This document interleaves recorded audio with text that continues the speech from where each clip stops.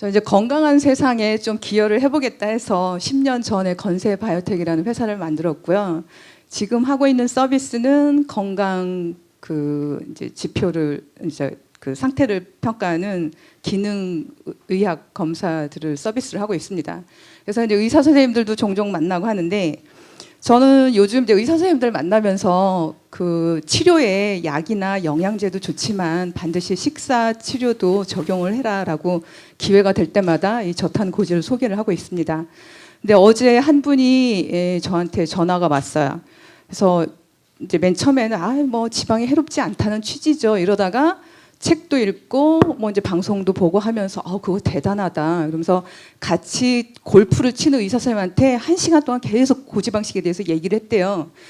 그래서 열변을 토하면서 우리 이거 꼭 진료에 접목을 하자. 근데 그 다 1시간 동안 들은 의사 선생님이 나 이미 하고 있어 이러더래요. 그래서 이 새끼가 이러면서 은큼하다고 그러고 있어요. 그래서 근데 왜 환자들한테 적용을 안 해? 그랬더니 오늘 아까 송재영 원장님이 그랬잖아요. 저탄고지 관련해서 두려움이 여러 가지가 있다고. 그분은 우리와는 다른 두려움이 있더라고요. 뭔가 했더니 그분이 당뇨 치료제를 만드는 어느 회사의 주식을 잔뜩 갖고 있는 거예요.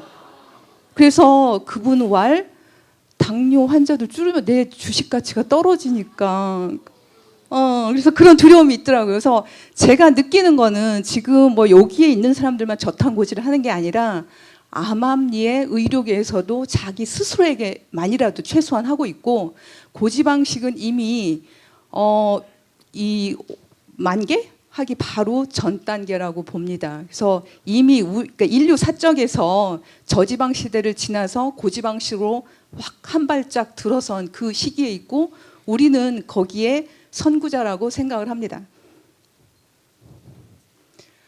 제가 말씀드릴 거는 이 저탄고지의 탄생 역사. 그래서 이게 단순히 다이어트 식이요법이 아니라 우리 인류의 진화를 위해서 발전을 위해서 반드시 해야 될 식사라고 그런 의미의 중심을 두고 발표를 하겠고요. 그 다음에 인류의 두뇌 건강을 위해서도 지금 포화지방을 먹지 말라고 하는데 포화지방, 콜레스테롤 이거는 반드시 두뇌의 폭발적 진화를 위해서 필요하다. 그리고 마지막으로 저탄고지에도 살이 안 빠지는 경우 이 부분에 대해서 말씀드리도록 하겠습니다. 미운 오리 새끼처럼 백조로 부활해서 이 아름답게 그 찬사를 받는 지방이 바로 그와 같은 거죠. 비만은 이제 우리 인류가 해결해야 할 핵심 건강 문제죠. 그와 관련된 대사성 문제로 인해서 우리는 죽고 장애를 안게 됩니다. 그래서 이러한 만성 질환은 결코 약으로는 고칠 수 없다는 거가 의학계의 견해고요. 그래서 결국은 우리 지금은 식사 치료의 시대에 살고 있습니다. 뭐 어떻게 먹어야지만 우리는 건강하게 오래 살 수 있을까요? 그래서 지금까지는 이 지방을 제한하는 현미밥에 나물 반찬을 먹는 이렇게 먹으면 나는 건강하게 오래 살 거라고 생각을 했고 많은 분들이 여기에 계신 분들 말고 밖에서는 아직도 이렇게 먹고 있는 분들이 많으세요. 그와 관련된 산업도 발달했고요. 그리고 전 세계적으로 지방을 섭취를 감량하고 탄수화물을 주 에너지원으로 권장하는 그런 식사 영양 정책을 펴왔습니다. 그런데 그거는 오히려 더 안 좋은 건강 재앙을 만들었죠. 그러면 우리가 저지방 도그마가 시작된 계기 어떻게 해서 시작됐는지 그걸 보도록 하겠습니다. 1960년 이때의 시대적 상황은 어땠었냐면 1930년, 40년대는 절대적으로 우리 인류가 기아에 허덕이던 때예요. 그래서 그 시대, 그때의 영양정책은 권장량을 설정해서 최소한 이거는 먹어줘라. 그래야지만 결핍증, 각기병이든 괴혈병이든 이런 결핍증이 걸리지 않는다. 그런 식의 영양정책을 펴왔고 세계 제2차대전 1945년이 지나고 50년, 60년대로 들어가면서 식량 생산도 늘고 전 세계가 안정화되기 시작을 해요. 그래서 이때쯤에 서서히 이제 미국이나 유럽에서 비만과 심혈관 질환, 당뇨 같은 거가 증가하기 시작을 해요. 그래서 정부 차원에서는 또는 어떤 건강 관련 협회 차원에서는 새로운 영양 정책, 식량 정책이 필요할 시점이었어요. 그래서 학계에서도 뭐 대표적인 엔셀 키스 중심으로 식사와 질병과의 관계를 밝히는 연구들을 진행을 했었고요. 이분은 지방의 문제다. 그래서 지방을 덜 먹어야지만 심혈관 질환도 안 걸리고 그런 연구 발표를 많이 냈었죠. 그래서 그분의 굉장히 저돌적이고 그 카리스마적인 그런 행동으로 인해서 61년에 미국 심장협회가 드디어 저지방 도구마를 받아들여요. 심혈관 질환자들의 건강 관리를 위해서 중심 핵심하는 지방, 콜레스테롤, 포화지방 이거 먹지 마라. 대신 그 자리에 탄수화물 먹어라. 근데 요거가 많이 들은 거가 결국 동물성 식품이죠. 그래서 고기 먹지 말고 밥 또는 파스타, 빵을 먹어라라고 이제 권해지기 시작을 하는 거죠. 근데 그런 저지방 도구마가 큰 어떤 이렇게 뭐 없이 금방 그 전 세계로 미국 사회로 퍼질 수 있었던 이유는 1960년대 이때는 우리 인체에 대해서 별로 아는 게 없었어요. 내 내부에서 어떤 일이 벌어지는지, 내가 탄수화물을 많이 먹으면, 지방을 많이 먹으면 내 내부에서 어떤 일이 벌어지는지를 몰랐었기 때문에 그냥 이 몸은 멈춰져 있는 고정된 형태라고 보고, 지방 먹으면 그게 내 몸으로 와서 쌓이고, 콜레스테롤 먹으면 내 혈관에 쌓여서 심혈관 질환의 원인이 되고, 이런 단순 직관에 기반해서 그게 굉장히 그 시대의 사람들의 직관과 맞아 떨어졌어요. 그래서 큰 뭐 없이 그냥 퍼져 나간 거죠. 드디어 미국 정부도 그 뭐 77년, 80년 일반인들의 질환자들이 아니라 그냥 모든 국민들의 건강 관리를 위해서, 질환 예방을 위해서 저지방 영양 정책을 채택하고 권하기 시작을 해요. 그래서 미국이 그러다 보니까 그게 전 세계로 퍼지고, 우리나라 고기 별로 먹지도 않는 우리나라에서도 이 채식 열풍이 부는 거예요. 그리고 저 산골 시골 할머니 그냥 밥에 김치에 된장 먹으시는 분도 고기에서 기름 떼내고 드시고, 그래서 그런 기현상이 벌어진 거죠.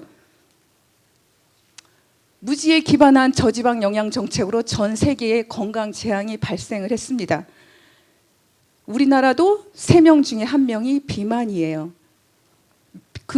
이 미국이 저지방 영양 정책을 펴면서 그 나라 국민들의 지방 섭취 비율은 감소를 했어요. 참 정부 말 잘 들어요. 그리고 탄수화물 섭취는 증가를 했어요.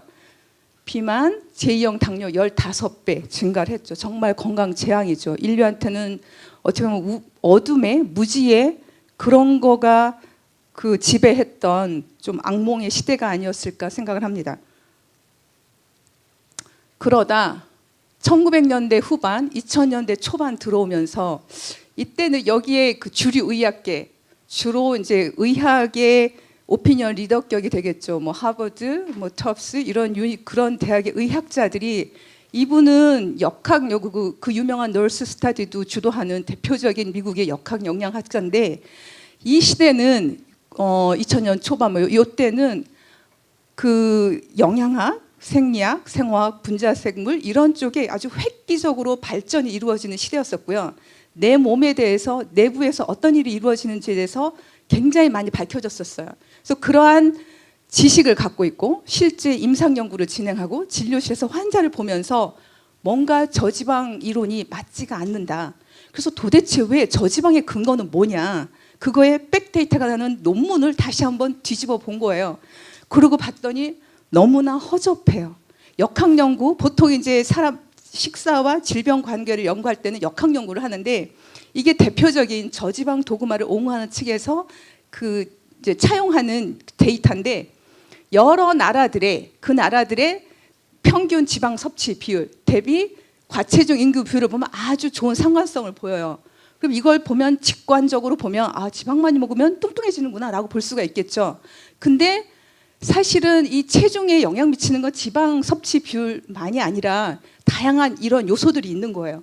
이걸 보지 않고 자기가 원하는 것만 보고 자기의 주장을 옹호하기 위한 자료를 쓴 거죠.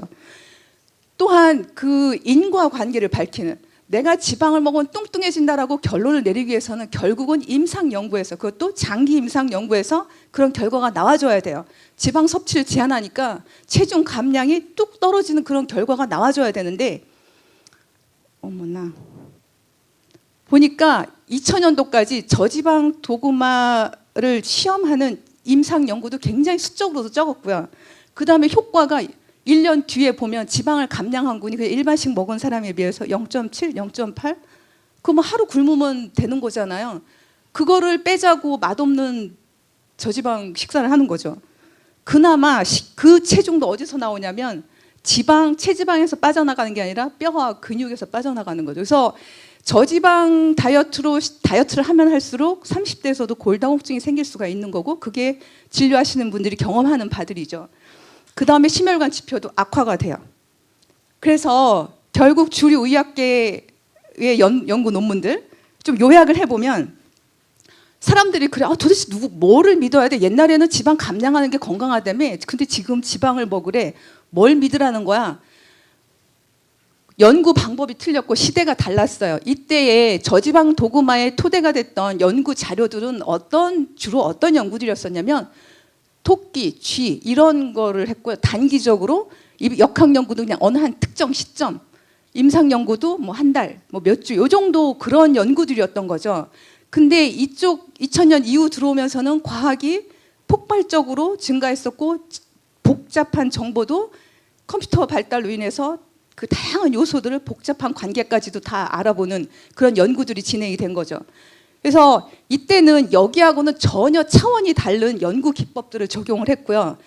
동물 실험보다는 사람 자체, 그다음 역학 연구도 그냥 어느 한 시점만 본 게 아니라 10년, 40년을 계속 추적하는 그런 연구들이 진행을 했어요. 하고 보니까 지방을 먹으니까 살도 잘 빠지고 심혈관 질환도 개선이 되고, 그런 결과들이 발표가 된 거죠.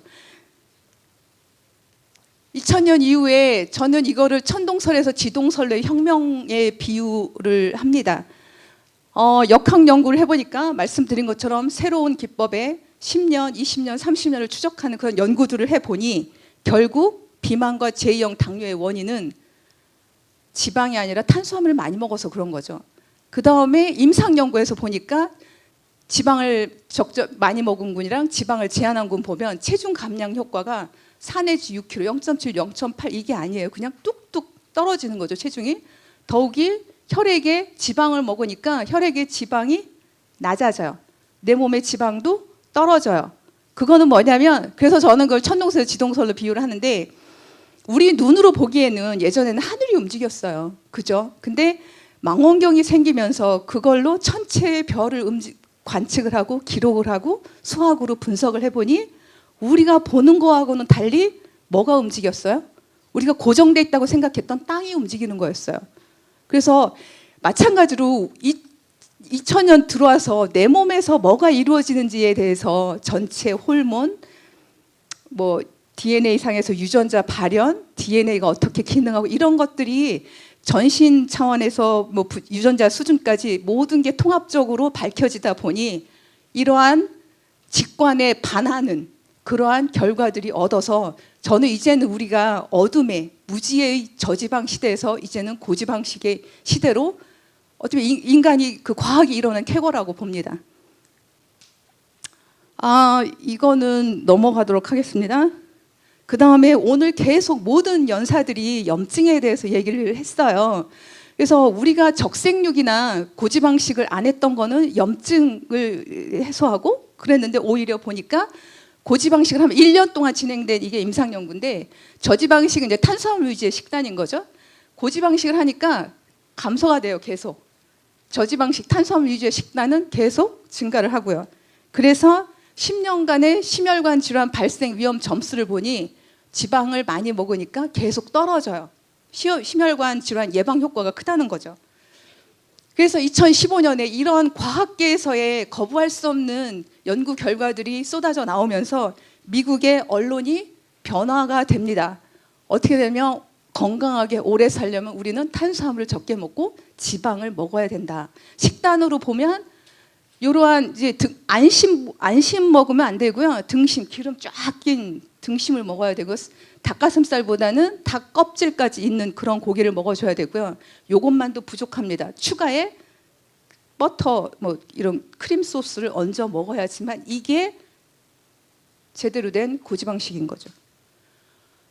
그래서 학계가 고지방식을 좋다고 하고 언론이 그렇게 변하고 정부인들 안 변할 수가 없죠. 그래서 미국 정부가 드디어 40년 지속된 저지방 시대에 대한 그 콜레스테롤과 지방 섭취 제한을 철회해요. 콜레스테롤은 딱 명기를 했어요. 더 이상 관심 가질 영양소가 아니다. 근데 지방은 자기네도 머쓱했던지 아무 소리 없이 그냥 철회했어요. 그런데 우리가 미국 심장협회에서 60년대에 제한했던 거가 포화지방, 콜레스테롤, 총지방이었죠. 근데 콜레스테롤하고 총지방은 철회를 했는데 아직 저지방 도그마에서 포화지방은 생명줄을 유지하고 있어요.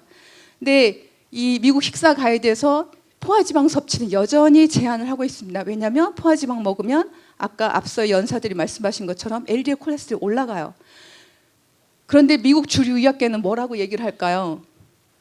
포화지방 섭취 제한은 과거의 잘못된 유산이다. 이제는 포화지방 섭취 제한을 그만둬야 한다고 강력하게 반대 의견을 표출하고 있습니다. 이 포화지방 악마설, 포화지방을 먹으면 LDL 콜레스테롤, 총콜레스테롤 올라가면서 심혈관 질환의 위험이 된다라고 하는 것은 과거 이 무지의 그 어둠의 그 시대의 패러다임 너무나 단순화시킨 거고요. 실제 현대과학에서 밝혀낸 거를 보니 식사에서 다양한 성분들, 뭐 항산화제, 알코올, 뭐 지방, 탄수화물 퀄리티, 그 다음에 다양한 지표, 단순히 LDL뿐만 아니라 이런 것들이 복잡한 조합으로 인해서 최종 심혈관 질환이 발생할 거냐, 내가 그걸로 죽을 거냐를 결정한다는 거죠. 과거에는 동물 지방 많이 먹으면, 포화지방 많이 먹으면 사망률이 많이 증가한다는 그런 연구 결과들이 나왔지만 2010년도 들어오니까 수많은 그 역학 조사를 메타 분석한 거예요. 별 영향이 없습니다. 포화지방 덜 먹고 더 먹고 심장 질환 발생에 차이가 없다고 얘기를 해요. 이게 이제 2010년도 발표고요. 그 다음에 요건 68년, 73년도 했던 내용인데 이때 임상연구였죠. 여기에서 발표된 거는 불포화지방산을 먹으니까 포화지방 대신에 LDL 콜레스테롤 떨어지고 총콜레스테롤 떨어지더라. 근데 사망률에 대한 얘기는 없었던 거예요. 그래서 다시 들어가서 사망률을 보니 불포화지방산 먹으니까 오히려 더 콜레스테롤 떨어지고 LDL도 떨어지는데 더 많이 죽더라는 거예요. 뭔가 콜레스테롤과 LDL 콜레스테롤에 대한 인식이 개선되는 그런 자료였죠. 미국에서 천문학 숙자 들여서 했던 8년간 추적한 20% 저지방식을 먹게 한 거예요. 포화지방 섭취 제한하고. 그런데 8년 추적하다 보니까 차이가 없어요. 누적 위험에, 사망률이나 심혈관 질환 발생 위험에. 2016년 이제는 나쁜 콜레스테롤, LDL 콜레스테롤이 높으면 오히려 오래 산다는 결과들이 나오고 있습니다. 이제 논조가 바뀌기 시작을 해요. 16년, 17년에 들어서면서. 우리는 지금까지 콜레스테롤을 안 좋게 위험하게 생각을 한 거는 콜레스테롤, 특히 LDL 콜레스테롤 여기에 쌓여서 결국 이게 혈관을 막고 그게 뇌졸중이나 심장마비의 원인이 된다고 생각을 했는데 실제 지금 밝혀지는 거는 얘가 그냥 랜덤하게 쌓이는 게 아니라 여기에 미세 염증이 있을 때 가서 여기에 쌓인다는 거죠. 그래서 이게 이제 높아지면 거기에 스텐트 시술을 하는데 고가에 최근에 그 임상 연구들 보면 스텐트 시술을 하나 안 하나 심혈관 질환 발생 차이도 없고요. 사망률도 차이가 없다는 거예요. 그래서 지금은 스텐트 시술이 많이 줄었다고 그러더라고요. 언제 이게 문제가 되냐면 여기가 골마 터져서 아까 종기가 터지면 피떡지가 생기는 것처럼 여기가 이게 터져서 피떡지가 생기면 5분 이내에 뇌졸중이 오든 심장마비가 오는 거예요. 그래서 결국은 염증이 문제인 거예요.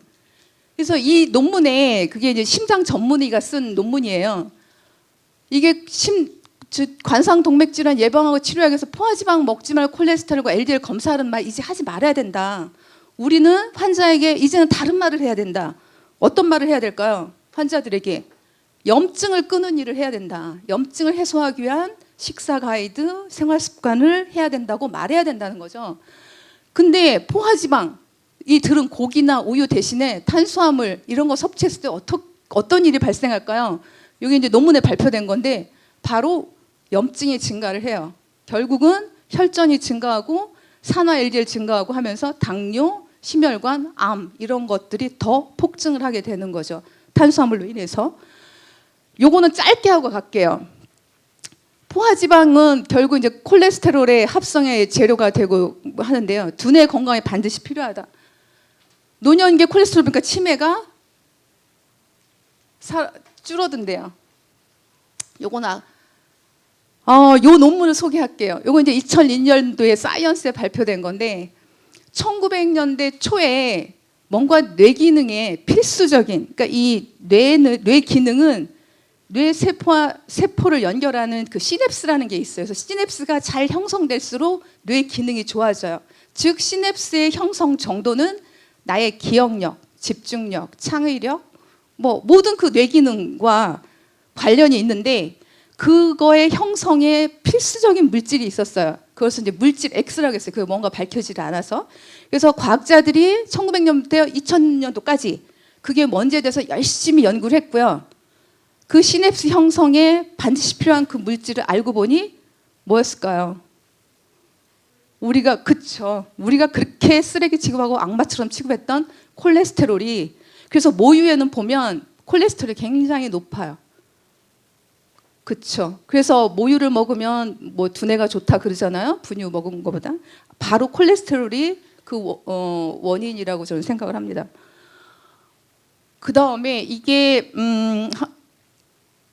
이번 주에 나온 거죠. 2017년 어떤 의사 선생님이 저한테 보내왔어요. 이제 제가 자꾸 고지방식 해라 하니까 이런 논문이 있더라고요. 그러면서 여기에 요 저자들이 그 뭐 하버드 공중보건대학 뭐 매사추세츠 병원 뭐 이런데 그 미국 주류 의학계가 그 주도한 연구의 한 결과예요. 요게 저번 주 화요일 날 발표된 건데 저지방, 무지방 이게 이분들이 한 몇 년을 추적을 했나요? 한 26년, 24년을 추적을 한 거예요. 대상 코호트를. 그걸 봤더니 저지방, 무지방 섭취한 사람들이 파킨슨 위험도가 더 증가한대요. 근데 그냥 일반 우유, 그 지방을 제한하지 않은 거는 영향이 없었고요. 넘어가고요. 그 다음에 저탄고지에도 살이 안 빠지는 경우. 요거에 대해서 요것 때문에 오신 분들 계시죠? 네, 시간의 제한상 제가 깊숙이는 얘기를 못 하고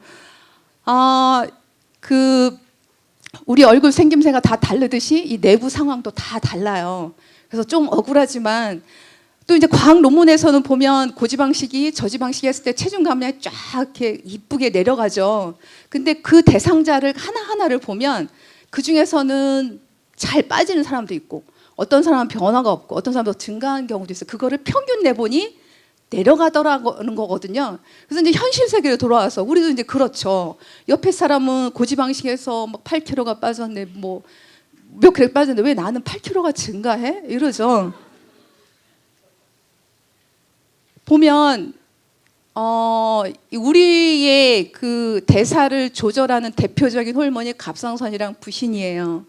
부신은 체지방을 우리가 안 먹었을 때 연소시켜서 끌어들여서 연소하게 하고, 그다음에 갑상선은 그 연소할 미토콘드리아를 만들어주는 거가 갑상선 호르몬이에요. 그러니까 갑상선 호르몬이 적으면 뭐 미토콘드리아 얘기 다 하셨어요. 우리 최 교수님도 얘기하셨고 송재현 회장님도 얘기하셨고 김준영 원장님 아까 이영훈 원장님 다 미토콘드리아 얘기를 하는데, 미토콘드리아는 지방이 연소되는 본격적인 장소예요. 그런데 갑상선 호르몬이 적으면 얘 수도 적어요. 그러니까 지방을 연소할 수 있는, 잘 연소할 수 있는 체질이 못 되는 거예요.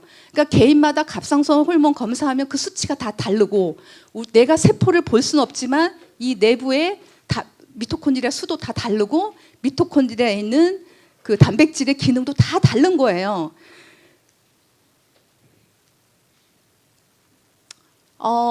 이거는 잠깐만요. 네.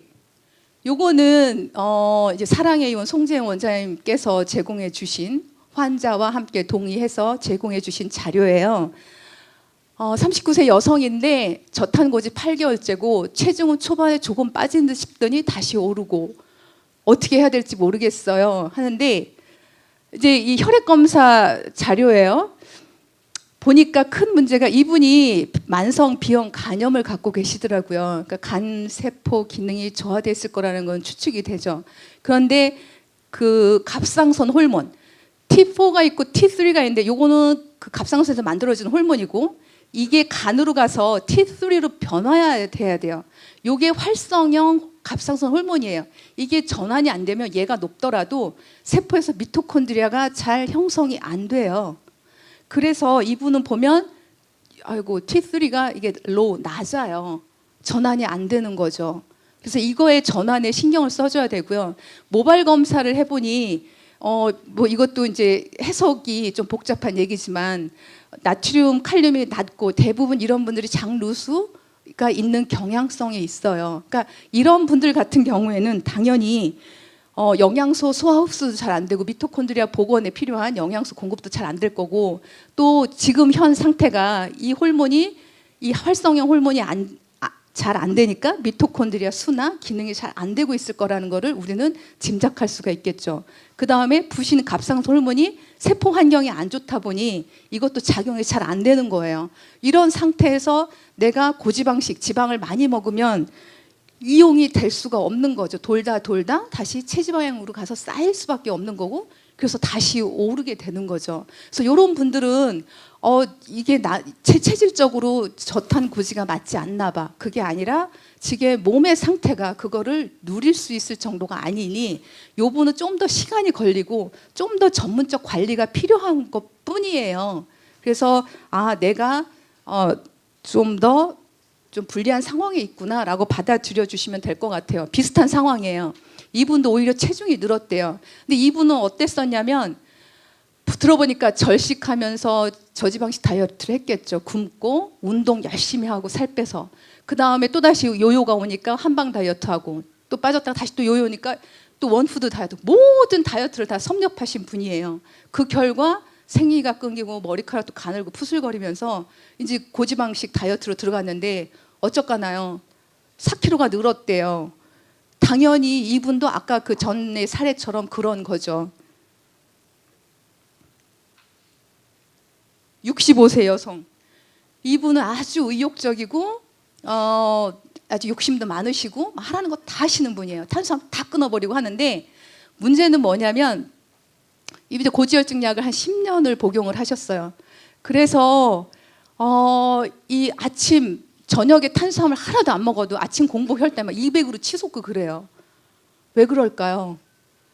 이 코티솔, 부신 코티솔이 아침에 가장 높고 이분은 이제 스트레스가 높으신 분이에요. 아침에 더 높은 거죠. 부신 코티솔은 내 몸 단백질을 분해해서라도 혈당을 올리는 호르몬이에요. 이분은 그래서 그 혈당 올라가면 인슐린 올라가고 그러면 이제 체지방이 증가를 하게 지방 축적이 늘어나겠죠. 그래서 이분은 스트레스 관리. 그 다음에 보통 이런 패턴을 보이시는 분들이 구리가 높고 이런 패턴을 보이시는 분들이 몸 안에 독소가 많아요. 그리고 그게 스트레스 작용해서 해독 먼저 들어가는 게 필요를 해요. 그리고 이제 이분이 아까 조금 그래도 위안이 됐던 거가 체지방이 좀 줄었어요. 동일한 체중이라 하더라도 근육이 좀 늘고요. 그래서 이분 이게 근육이랑 체중이랑 무게는 똑같아요. 좀 부피 차이가 엄청나죠. 그래서 그분이 내가 체지방이 줄고 근육이 좀 늘어서 옛날 10년 전에 옷을 단추를 꽉 끼고서라도 입을 수 있다. 나 그걸로 위안 삼을란다. 그러고 평생 나는 죽을 때까지 고지방식 해서 언젠가는 내 원하는 체중을 뺄 거다라고. 그 다음에 아까 뭐 이거 다른 분도 얘기를 하신 것 같은데 잘못된 저탄 고지방식. 하루에 삼겹살. 이건 이제 아산병원의 강은희 박사님이 제공하신 건데 삼겹살 3줄, 상추 5, 60장, 술 매일 2, 3병. 초기에 뭐 12kg 감량을 했지만 이거 위험하죠. 술은 탄수화물보다 더 위험한 거고 지방간에 모든 게 위험한 건데요. 그래서 빨리 어떤 여성이 구제해 주었으면 좋겠어요. 이런 분들. 그 다음에 콩, 두부 위주의 저탄 고지 식사. 아마 이제 채식하시는 분들이었는데 이것도 제가 시간 관계상 짧게만 하고 넘어갈게요. 굴이랑 아연은 서로 어떤 때는 경쟁, 어떤 때는 협조, 뭐 이런 아주 이렇게 균형이 잘 맞춰져야 하는 그런 대표적인 미네랄인데요. 이 콩에는 이 구리 비율이 높아요. 동물성 식품들은 보면 아연 비율이 높아서 숫자가 굉장히 크죠.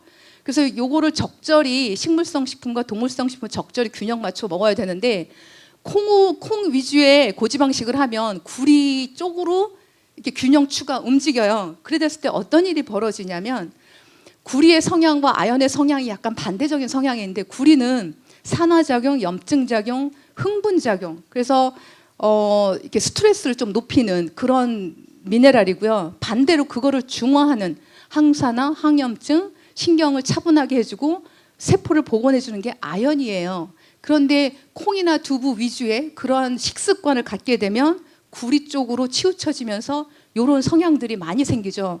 우리 제일 중요한 게 뭐라고 그랬어요?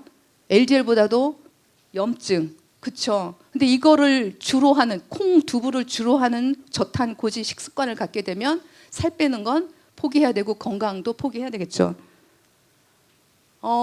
이런 거 넘어갈게요. 구리 과다로 인한 뭐 아토피, 자폐, 정말 현대인들의 문제가 되는 게 구리 과잉이거든요. 발달 지연 애들도 엄마가 임신했을 때도 고기도 안 먹고 처녀 때도 그냥 거의 탄수화물 위주의 식사를 했는데 아이들이 발달이 이렇게 지연되는, 일본 논문에서도 자폐 아이들은 보면 아연이 굉장히 적어요. 발달에 필수적인 미네랄이 아연이에요.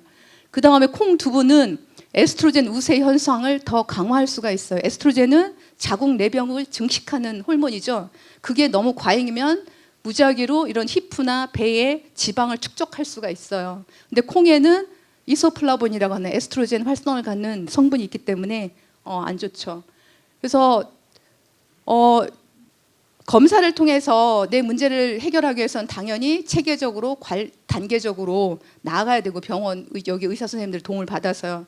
유지식은 어떻게 해야 되냐?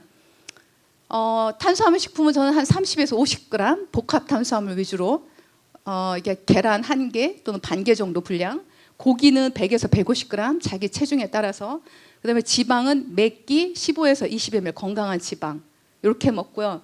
요 열량 영양소와 이 조절 영양소의 균형이 맞아야 되는데 요즘 현대인들 아까 땅이 다 저 화학농법 하면서 땅 자체가 문제가 많잖아요. 그 미네랄도 별로 없고, 그래서 익혀서, 그다음에 소화흡수도 용이하게 해서 익혀서 매 2~3컵 그랬을 때 미네랄과 비타민이 충분히 공급되고 전체적인 균형이 맞는 식생활이라고 생각을 합니다. 기타 이건 아까 김준영 원장님이 너무 잘 얘기해 주셨게 넘어가도록 하겠습니다. 그 다음에 제가 시간을 얼마큼 썼는지 모르겠지만 제 강의보다도 더 여러분들을 즐겁게 해줄 분이 계신 것 같고요. 이분을 모시도록 하겠습니다.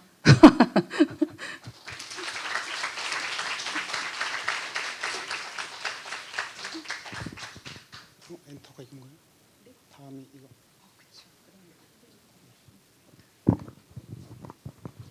안녕하십니까. 남양주에서 온 정승택이라고 합니다. 먼저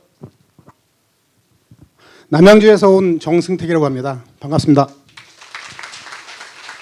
먼저 이 자리에 이런 제가 이렇게 말을 할 수 있는 기회를 주신 정명일 박사님께 감사하다고 인사드리고 싶습니다. 제가 10개월 동안 저탄수화물 고지방 다이어트를 하면서 느낀 점을 간략하게 말씀을 드리겠습니다. 지금 여기 보시는 사진이 제가 작년 여름에 저희 가족들과 바닷가에 가서 해수욕을 하던 사진입니다. 보시면 머리도 돼지고요. 목은 안 보입니다. 목은 안 보이고요. 풍채가 아주 크다라고 돼지처럼 생겼습니다. 누가 봐도 돼지라고 생각할 겁니다. 작년에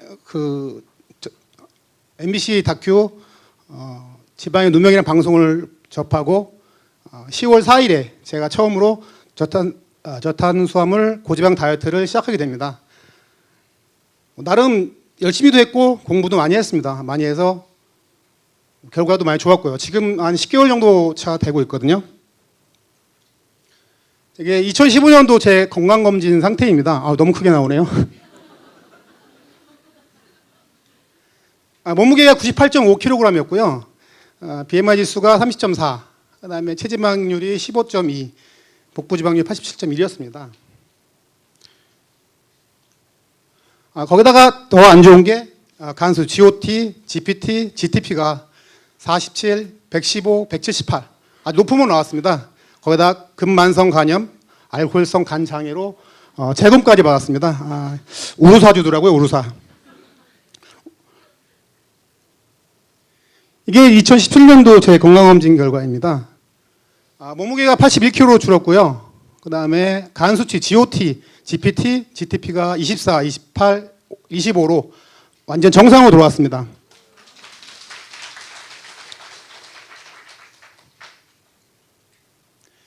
이거는 2017년도 올해죠. 올해 5월 달부터 제가 다음 장 6월 달까지 체성분표를 한 달간 비교를 해봤습니다.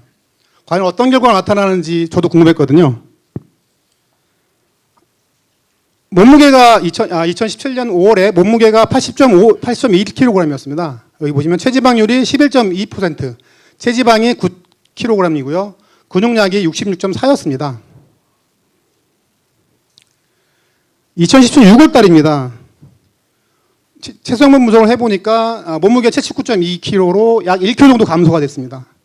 체지방률은 약 9.8%로 1% 줄었습니다. 체지방량은 7.8kg, 아까 9kg였죠? 약 1.2kg 정도 줄었습니다. 근육량은 66.7입니다. 아까 전 5월 달에는 66.4였죠? 0.3kg가 늘어났습니다. 근육량은 0.3kg 늘고 지방량만 쏙 1.2kg가 빠졌습니다. 한 달 동안의 결과입니다. 대단하게 좋은 결과 아닙니까? 박수 한번 주세요.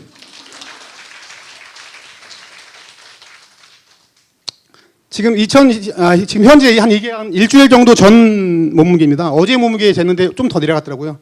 78.75kg입니다. 제 현 100kg 시작해서 지금 78.75까지 왔는데요. 제 목표 몸무게는 75kg입니다. 아마 천천히 가다 보면 언젠가는 달성할 거라고 생각합니다. 이게 제 현재 사진입니다. 목이 생겼습니다. 목이 나름 저희 어머니 훈남이라고 말씀하시더라고요. 사진 보내드리니까 언제 이렇게 잘생겼냐고, 더 잘생겼다고. 저탄수화물 고지말 다이어트를 한 후 저에게 좋아진 일입니다. 아까 제가 이영훈 원장님 강의 들으면서 아이고 내 걸 왜 베끼셨나 저랑 효과가 비슷하시더라고요. 확실한 다이어트 효과가 있었습니다. 몸무게가 100kg에서 약 78kg까지 22kg 정도 감소가 됐고요. 허리띠가 38에서 32로 줄었습니다. 지금 또 줄여야 될 것 같습니다. 건강지표가 모두 좋아졌습니다. 간 수치, 콜레스테롤, 당 모든 게 다 좋아졌고요. 그다음에 피부에 탄력이 생기고 햇빛 알레르기가 있었거든요. 작년까지만 해도 제가 토시가 없으면 일을 못할 정도로 제가 차량 기지에서 근무를 하는데요. 바닥이 자갈이 많다 보니까 그 자갈에 대한 어떤 알레르기가 많아가지고 막 긁고 다녔습니다. 근데 토시를 꼭 끼고 다녔었는데 올해는 지금 보시다시피 멀쩡합니다. 그다음에 수면의 질이 좋아진 게요. 11시 반에 지침을 하면 아침 7시까지 한 번도 안 깨고 단 한 번도 안 깹니다. 깨고 지금 10개월 동안 해왔습니다. 이게 너무너무 제일 좋아진 것 같습니다. 그다음에 뱃속이 편해지고요. 병원에도 한 번도 안 갔습니다. 그 중에서도 구내염 아시는 분 계십니까? 알보칠. 죽습니다. 한 번 딱 찍으면 이 표정입니다. 이 표정. 그것도 10개월 동안 한 번도 알보칠을 바르지 않았습니다. 그리고 감기도 집사람이 어린이집 선생님을 하고 계신데요. 애들을 보다 보니까 감기를 달고 살아요. 옆에 감기 기운을 맞고 살아도 저는 한 번도 병원을 안 간 이게 너무너무 저탄수화물 고지방 다이어트의 좋은 점인 것 같습니다. 단점이 있다면요. 옷 사이즈가 계속 줄어서 계속 옷을 바꿔야 돼요. 와이프가 살찌면 죽여버린다고. 그다음에 또 하나 더 늘어난 게 소주가 너무 달아가지고 참이슬이 대장부 좀 많이 팠으면 좋겠습니다. 소주가 너무 달아서 주량이 좀 늘더라고요. 늘어도 그 다음날 아침에 7시 꼭 일어납니다. 이미 다이어트 너무 좋습니다. 그전에는 술을 많이 먹으면 그 다음날 막 속이 쓰리고 설사를 하고 했었는데 지금은 그런 증상들이 많이 다 없어졌습니다. 너무너무 좋아진 것 같습니다. 전 앞으로 쭉 이렇게 지방하게 살려고 합니다. 여러분들도 좋은 지방 많이 드시고 건강하고 행복하시길 바랍니다. 감사합니다.